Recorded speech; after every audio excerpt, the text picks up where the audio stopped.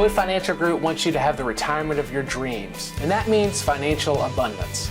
Knowing retirement can last for over 30 years, our team is focused on providing income-producing strategies so you can live comfortably and worry-free. Voted Middle Tennessee's best investment services company for many years, we will ensure you have abundant income throughout retirement, so you can spend more time doing the things you love with the people you love. Wood Financial Group, abundance for life.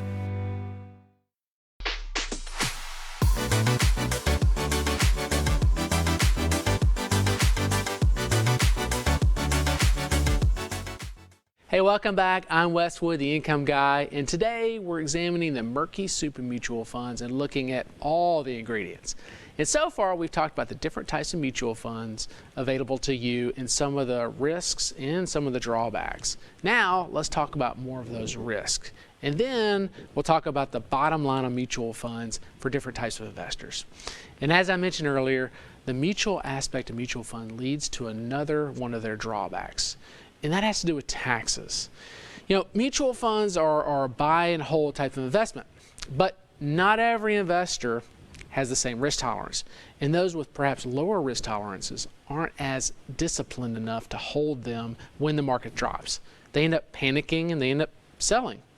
Well, then what happens is that the fund manager of the fund must decide what assets to liquidate.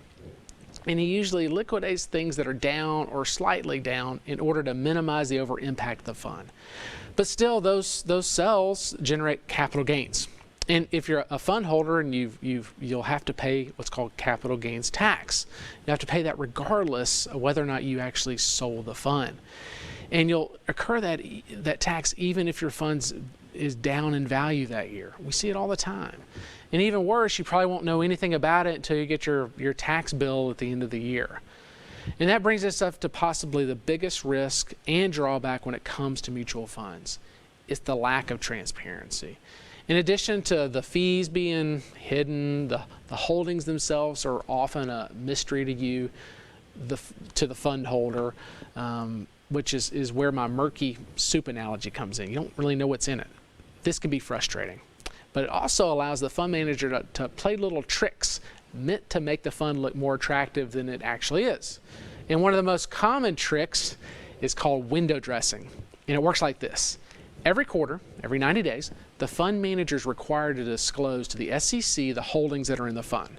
And some of those might be undesirable dogs as far as the media is concerned. So the fund manager will sell those at a loss and perhaps replace them with better looking stocks just for optics, just for disclosure. Then he'll buy the dogs back at the beginning of the next quarter. Again, this little trick is called window dressing. And it's also one way that the lack of transparency in a mutual fund can be deceiving. So what's the bottom line when it comes to mutual funds? Well, basically it's this. Even with all their risks and drawbacks, mutual funds can be an easy, convenient way to invest, but can often work to your advantage when you're young and investing for growth. But as you get older, all those risks and drawbacks can have a much bigger and more tangible impact on your retirement goals. Impacts that make other investment options much more practical. But now here's your chance to get a copy of my timely report, Why Investing in Mutual Funds Could Jeopardize Your Plans for Retirement.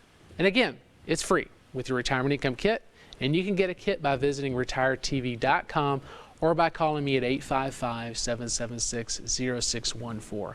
But now let's welcome back income specialist and founder of the Retirement Income Store, David Scranton. Hey, Dave. Hey, Wes. You know, you've heard me use the term murky pool a lot, but I kind of like your murky soup analogy. I like it better. I hope you don't mind if I borrow it, because I might use it on my own show. No, you can have. I liked your analogy, but I like the murky soup more because you know there's some stuff in there, right? Yeah. And Surprise, that's right. And it's true. They are murky, and the transparency of them, it creates a lot of confusion for investors. Matter of fact, there's so many holdings or securities in mutual funds, and oftentimes people that own mutual funds have no idea what they're actually invested in. They just know that they're invested in a mutual fund. There could be 100 different investments in that one mutual fund. And with constant turnaround and turnover within the fund, you may have you may have an idea what you own one quarter, but then the next quarter you could own something completely different because of the fund manager's decision to roll over the investments. And that's just the lack of transparency there. And that turnover can create that phantom tax bill that you referred to, which people hate even worse. Oh, it is the worst. You know, we do income taxes at our offices, and we do income taxes for non-investment clients as well. And people will come in and like, well, why do I pay capital gains? I never even sold my mutual fund, and the mutual fund's down in value this year. What happened? And you can see when they see their 1099 from the mutual fund carrier, the brokerage fund carrier a capital gains tax, because what's happening there is, like I mentioned, with the tax obligation, is that the stocks within the mutual fund were turned over, creating a capital gains tax, even if the fund is down in value. It can be extremely frustrating. Yep. And I know you don't want to beat up mutual funds in general. Like you said, for a lot of younger people who are growth oriented, they could make sense. But also because a lot of younger folks may need a mutual fund. It might be the only way they can cost effectively diversify. Yeah, that's right. I mean, mutual funds aren't all bad. Don't get me wrong. The reason why we're kind of beating up on mutual funds today is because so many retirees, they're probably not the best instruments for them. So we want to really dive into it today. But quite frankly, for somebody that's younger, they can be tremendous investments for them. If somebody has a little bit of money and they want to buy a share in a mutual fund or shares in a mutual fund, and they're willing to take the risk because they need growth and they're not going to touch money for many years, it can be a great way to get an instant allocation of a diversified mix of funds. And it works out pretty well for them. But for folks that are closer to retirement or retired, there's a whole assortment of other types of fixed income securities that could be a much better way to invest their money. Yeah, that's a good point, because a lot of people I could see them watching your show right now thinking, he doesn't want me to put all my money in boring old bonds, does he? And the reality is bonds are good for some things, but the income world surely isn't limited to bonds. No question. Bond and bond-like instruments. People are, we only have so much time on these shows to really dive into all the different fixed income types of investments. Bonds are one of the core investments, sure, but that's not all. There's a lot of other, and it's good to have diversification even in a fixed income portfolio as you're holding those individual positions. Bond and bond-like instruments. What we're looking for is instruments that will give us a generous amount of interest and dividends that we know we can count on. And you can go into bonds, bond-like instruments, go into preferreds. You can use business development corporations, REITs, exchange-traded funds. There's a lot of different types of instruments that can be used to generate that income. And hopefully an income specialist is going to help you build a portfolio of those types of instruments that can give you a much more reliable stream of income with less risk than using just mutual funds. But Dave, thank you for joining us again today. Of course. Hey, I'm Wes Wood, the Income Guy.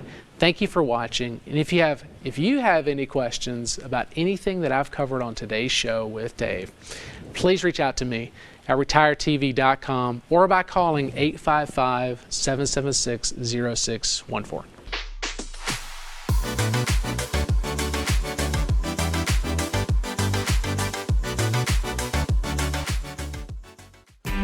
Wood Financial Group wants you to have the retirement of your dreams, and that means financial abundance.